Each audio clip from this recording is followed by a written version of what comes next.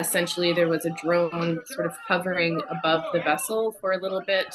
It then dropped what looked basically like a fireball directly onto the top of the deck.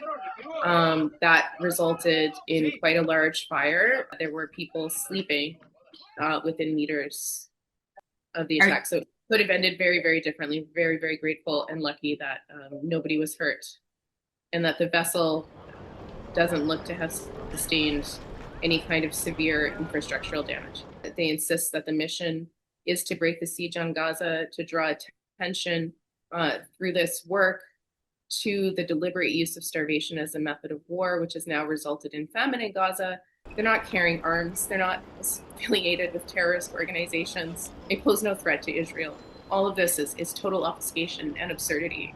And it's time for our governments, including the Canadian government, to stand up. There are Canadians on board the actual flotilla itself, in addition to myself. But again, not to do so to support Canadian citizens, but to support the people of Gaza who've been left to their annihilation.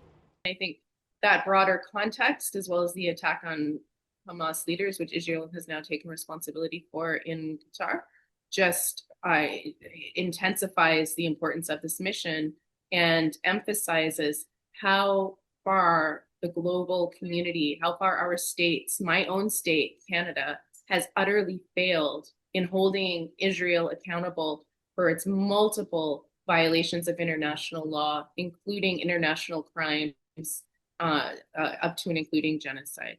I'm traveling on board a vessel called the Shireen. So it's actually beautifully named after Shireen Abu Akleh, American Palestinian murdered journalist a few years ago in the West Bank as she was documenting human rights violations there. And so this vessel is really in part carrying forward her legacy, but specifically from a legal vantage point.